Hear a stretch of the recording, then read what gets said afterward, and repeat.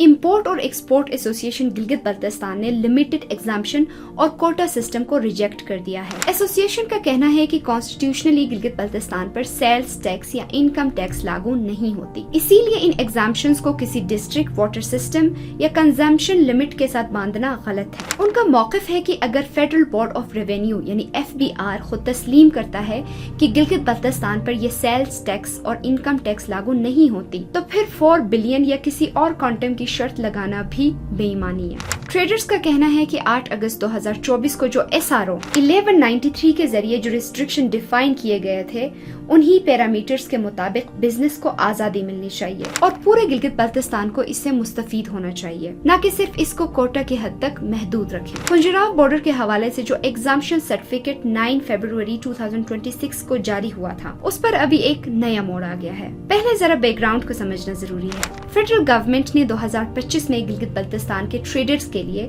एक relief package announce किया था, जिसमें सेल्स टैक्स और इनकम टैक्स पर एग्जाम्पशन देने की बात हुई थी, लेकिन इसे एक लिमिटेड कोटा या कंजम्पशन क्वांटम के साथ लिंक किया गया था, तकरीबन 4 बिलियन रुपीस की हद तक। इसके बाद गिलगित बल्तिस्तान गवर्नमेंट ने एक ऑनलाइन पोर्टल लॉन्च किया ताकि गिलगित बल्तिस्तान के ट्रेडर्स डिजिटल तरीके से अप्लाई कर सकें और प्रोसेस ट्रांसपेरेंट हो। मीडिया ब्रीफिंग में एसोसिएशन के मेंबरान ने कहा कि जो 68 डेज का जो धरना था वो भी इसी इशू पर था, यानी सेल्स टैक्स, इनकम टैक्स और जो स्टक कंसाइनमेंट थी। उनका दावा है कि 1999 तक यहाँ यानी गिलगित बल्तिस्तान में टैक्सेस लागू नहीं होते थे और 2000 के बाद FBR ने इसको एक्सटेंड किया। और अब जब FBR ये मानता है कि गिलगित बल्तिस्तान कॉन्स्टिट्यूशनली प्रोविंस नहीं है और यहाँ direct federal tax applicability different है, तो फिर प्रिवेंटिव ड्यूटीज या मोबाइल स्क्वाड के जरिए रिस्ट्रिक्शंस लगाना भी उनके नजदीक इलीगल है। ट्रेडर्स ने ये भी कहा कि फाटा को जब मर्ज के बाद भी एग्जेम्पशन मिल सकती है, तो फिर गिलगित बल्तिस्तान को क्यों कंजम्पशन लिमिट के साथ बांधा जा रहा है।